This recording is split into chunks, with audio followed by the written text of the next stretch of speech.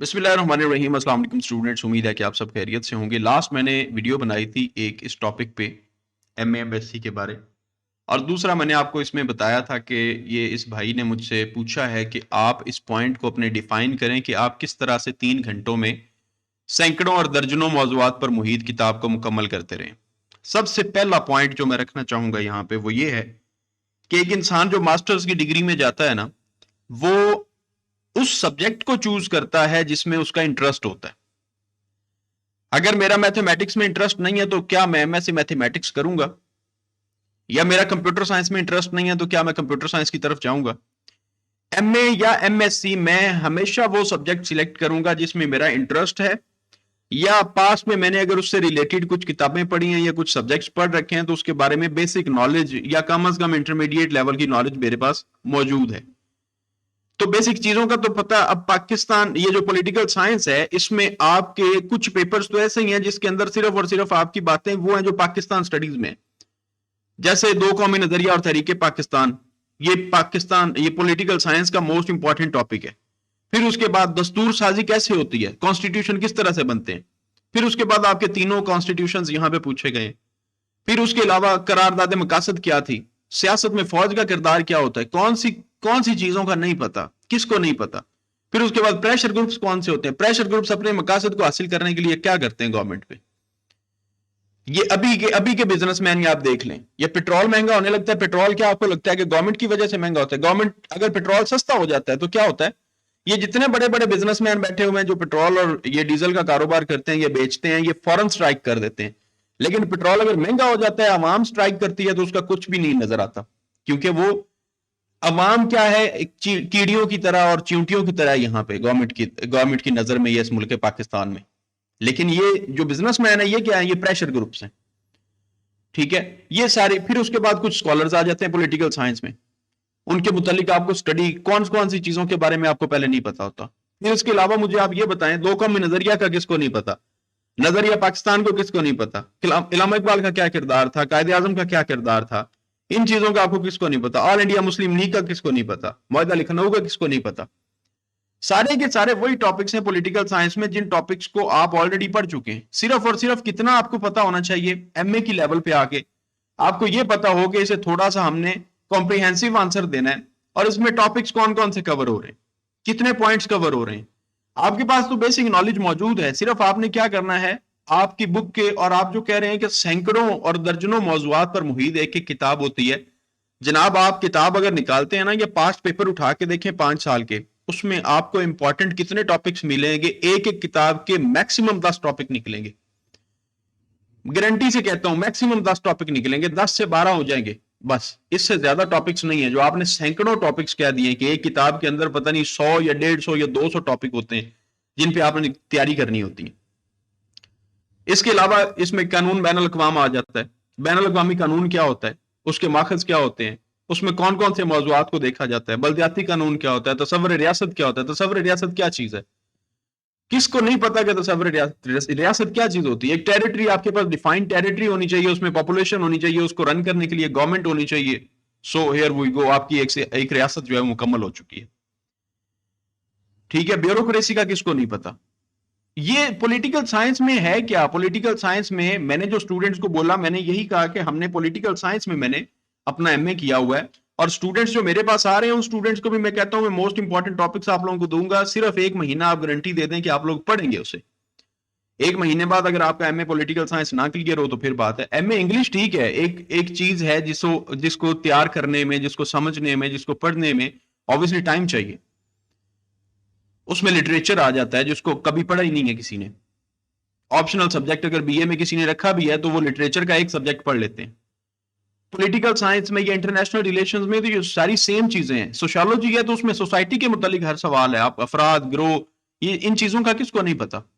और सारी की सारी चीजें, एक पॉइंट होता है, मिड पॉइंट होता है। अगर पॉलिटिकल साइंस है तो उसके किसके गिर्द घूम रही है, पॉलिटिक्स से रिलेटेड, रियासत से रिलेटेड, गवर्नमेंट से रिलेटेड, ब्यूरोक्रेसी से रिलेटेड, फौजदारी से रिलेटेड, अवाम से रिलेटेड। ये सारी की सारी चीजें इस 1-4-5 टॉपिक्स के गिर्द घूम रही हैं। आप सोशियोलॉजी में चले जाएं, सोसाइटी के कुछ चंद 4-5 पॉइंट्स होंगे उसके गिर्द घूम रहे हैं। इंटरनेशनल रिलेशंस में चले जाएं तो उसमें चंद एक रियासतें होंगी जिनके आपस में और फिर उसके बाद बैनुल अक़वामी ताल्लुकात, फिर उसके बाद ग्लोबल वर्ल्ड, तो इन चीजों के बारे में बातें होंगी। ये सारे के सारे टॉपिक्स जो आज तक हम पढ़ते आए हैं, दूसरी चीज जिसमें आपका इंटरेस्ट होता है, जिसको आपने पहले तैयार किया होता है, जिसके मुतालिक आपके पास मोर देन इनफ नॉलेज मौजूद होता है, उसके ऊपर एमए का सब्जेक्ट अगर आप कर रहे हैं तो MA is not a big deal. सिर्फ और सिर्फ क्या है कि अगर आपने थोड़ा सा दिमाग लगा के पढ़ा है, उसे समझ आ गई एक चीज की, एक टॉपिक की, कि इस टॉपिक में है क्या, उसकी हेडिंग्स को आपने देख लिया कि इसमें ये हेडिंग्स हैं, उन हेडिंग्स को आगे एलैबोरेट करना कितना मुश्किल काम है। पब्लिक एडमिनिस्ट्रेशन का किसको नहीं पता? अगर आपके पॉलिटिकल साइंस में ये सारे के सारे सवाल जो पब्लिक एडमिनिस्ट्रेशन से रिलेटेड आते हैं, नौकरशाही क्या होती है, ब्यूरोक्रेसी का नहीं पता आपको कि कैसे काम करती है, क्या उन्होंने करना होता है, पब्लिक एडमिनिस्ट्रेशन का क्या काम है, एडमिनिस्ट्रेशन के फराइज क्या है पाकिस्तान के अंदर, प्लानिंग किस तरह से करते हैं आप लोग। जनाब ये सारे के सारे टॉपिक्स वो होते हैं जो आपने ये सवाल किया और आपके सवाल के जवाब में ऑब्वियसली मैंने अपने सब्जेक्ट को डिफाइन करना था। जो बंदा कंप्यूटर साइंस में जा रहा है उसे कंप्यूटर के बारे इतना नॉलेज है तो वो एमए वाली साइड पे जा रहा है। एक बंदा केमिस्ट्री में जा रहा है तो उसके पास केमिस्ट्री के मुतालिक काफी ज्यादा नॉलेज है तो वो एमएससी केमिस्ट्री कर रहा है, या फिजिक्स कर रहा है, या बायोलॉजी कर रहा है। ठीक है, आपके इंटरेस्ट के अकॉर्डिंग होता है, जो आपके पास इंटरेस्ट आपका जिसमें होता है, जिस सब्जेक्ट में, और उस सब्जेक्ट को आपने पहले पढ़ा होता है, आपका बैकग्राउंड होता है उसमें, तो उसका आधे से ज्यादा नॉलेज आपके पास ऑलरेडी मौजूद होता है। सिर्फ और सिर्फ एमए में क्या है कि उसे थोड़ा सा आपने मजीद इलेबोरेट करना होता है, थोड़े से मजीद कॉम्प्रिहेंसिव क्वेश्चंस आ जाते हैं। चीजें सारी की सारी वही होती हैं जो पीछे से आप पढ़ते आ रहे हैं। मेरा ख्याल है कि भाई के सवाल का जवाब मिल गया होगा, और बाकी जो स्टूडेंट्स हैं उन स्टूडेंट्स को टिप भी मिल गई होगी कि आप तैयारी किस तरह से कर सकते हैं। क्या आपने सिर्फ एक बार पढ़ लेना है, इंपॉर्टेंट टॉपिक्स निकाल लें, इंपॉर्टेंट टॉपिक्स निकाल के उन सवालों को देखें, उन सवालों के आगे नीचे जो पॉइंट्स दिए गए वो पॉइंट्स देख लें कि आपके पास कौन कौन सी हेडिंग्स हैं। मैं गारंटी से कहता हूं जिस बंदे ने पहले नॉलेज आपके पास मौजूद होना चाहिए, जिसका बैकग्राउंड है उस बुक में, जिसका इंटरेस्ट है उस सब्जेक्ट में, पॉइंट्स आपके सामने, हेडिंग्स आपके सामने आती जाएं, आप उन हेडिंग्स के ऊपर ना लिख सकें तो फिर मुझे आके बताइएगा कि सर हमसे लिखा नहीं गया, इनके मुतालिक हमें इल्म था, हमने पढ़ा हुआ था, लेकिन ये हेडिंग्स हमारे सामने आई हैं तो हमसे लिखा नहीं गया। तो याद क्या करना होता है? सिर्फ और सिर्फ हेडिंग्स, वो भी जहन में सिर्फ आपने बिठानी होती हैं कि ये जो सवाल है, इस सवाल के अंदर हेडिंग्स कौन कौन सी बन सकती है, या कौन कौन से पॉइंट्स को हमने इसमें कवर करना होता है। पूरी पूरी किताब को पढ़ने की जरूरत नहीं होती, और स्पेशली ये पाकिस्तान है। पाकिस्तान के अंदर कोई भी इंसान ऐसा नहीं होगा जिसने 99% लोग यही करते हैं कि वो सिर्फ और सिर्फ इंपॉर्टेंट टॉपिक्स निकाल के उसको देख लिया, पढ़ लिया और पढ़ के जाके पेपर दे आए। लेकिन सिर्फ और सिर्फ क्या है, यहाँ पे आके अंडरस्टैंडिंग पावर का थोड़ा सा कंपैरिजन आ जाता है कि कुछ लोग होते हैं जो एक चीज को जल्दी पिक कर लेते हैं, कुछ लोग होते हैं जो एक चीज को थोड़ा लेट पिक करते हैं, या कुछ के जहन में चीजें रह जाती हैं, कुछ के जहन में से आधी चीजें निकल जाती हैं पेपर के टाइम पे जाके और पेपर के प्रेशर की वजह से।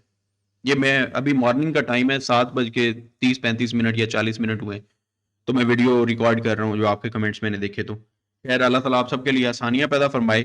जनाब जो स्टूडेंट्स पेपर्स की तैयारी कर रहे हैं उन स्टूडेंट से रिक्वेस्ट है कि काइंडली 1 महीने का टाइम आपके पास मौजूद है, उसे 1 महीने में तैयारी करें अपनी मुकम्मल, इंशाल्लाह ताला तैयारी हो जाएगी। परेशानी वाली बात नहीं है, घबराने वाली बात नहीं है। सिर्फ और सिर्फ मैं हमेशा एक कहता हूं कि अंडर प्रेशर नहीं होना। जब आप अंडर प्रेशर होंगे आपसे वो पेपर अटेम्प्ट ही नहीं होगा। लेकिन अगर आप मेंटली फ्री होंगे और आपने तैयार किया होगा, अपने आप पे यकीन रखेंगे जो मैंने किया हुआ है, वो मैंने तैयार किया हुआ है, वो मेरा पेपर में जाके भी भूल नहीं सकता। तो जब आप पेपर में चले जाएंगे तो इंशाल्लाह ताला वहां पे जो क्वेश्चंस आपके पास आए होंगे, अल्लाह ताला पे यकीन रख के अगर तैयारी करके जाते हैं और अपनी तैयारी पे उसके बाद यकीन रख के आप जाते हैं ना पेपर देने, तो आपके पेपर में सवाल वही आते हैं जिन सवालों को आपने तैयार किया होता है। सिर्फ और सिर्फ एक कॉन्फिडेंस होना, तो कॉन्फिडेंस की बेस पे आपके पेपर में वो चीजें आ जाती हैं कि आपको लगता है कि यार यही तो मैं तैयार करके आया, यही मेरे पेपर में आ गया। और ऐसा एक्चुअली होता है। सिर्फ और सिर्फ आप लोग मेहनत करें। जब पढ़ा नहीं होगा या जब किसी चीज को देखा नहीं होगा, सही ध्यान से नहीं देखा होगा, तो उसके बाद फिर आपको पता ही नहीं चलेगा कि ये सवाल आ कहां से गया। हमारे पास अल्हम्दुलिल्लाह, मेरे पास जो ये बीए बीएससी की तैयारी करने स्टूडेंट्स आते हैं, ये 2023 का रिजल्ट आएगा इंशाल्लाह ताला, आप लोगों के साथ शेयर करूंगा। 2022 के एनुअल सप्लीमेंट्री, 2021 एनुअल सप्लीमेंट्री, वो रिजल्ट्स मेरे चैनल पे मौजूद पड़े हैं, देख लीजिएगा। और हम स्टूडेंट्स को जब पेपर होने होते हैं, पेपर से 20 दिन पहले भी स्टूडेंट्स को हम इनरोल करते हैं। अगर आप ये जो 2023 के पेपर हुए हैं उन पेपर्स में जाके अगर देखते हैं वीडियोस मेरी, तो जिस दिन पेपर था उस पेपर से 10 दिन 15 दिन 20 दिन पहले भी हम स्टूडेंट्स को इनरोल कर रहे थे। जो स्टूडेंट्स हमारे पास उस टाइम पे आए हैं वो स्टूडेंट भी पेपर दे के आए हैं, तो हमें आके कह रहे थे कि सर आपने जो तैयारी करवाई है पेपर तो सारे का सारा वही था। अब अगली चीज स्टूडेंट पे डिपेंड करती है कि वो टीचर का पढ़ाया हुआ या वो याद किया हुआ पेपर में लिख के कैसे आता है। जितना अच्छा लिख के आएगा उतने अच्छे नंबर मिल जाएंगे।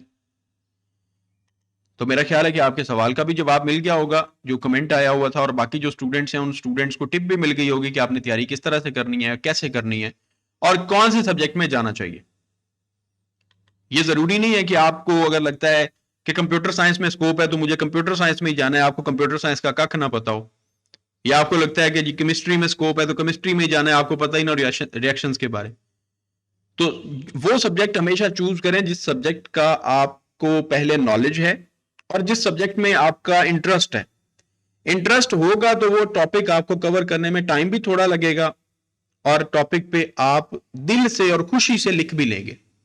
जिसमें इंटरेस्ट नहीं होगा और आप सिर्फ स्कोप देख के चले जाएंगे, जहां पे स्कोप हो और आपका इंटरेस्ट ना हो, उसको आप मुकम्मल तैयार ना कर पाए, तो फिर भी आपके लिए वही चीज रह जाती है कि उसमें स्कोप नहीं है।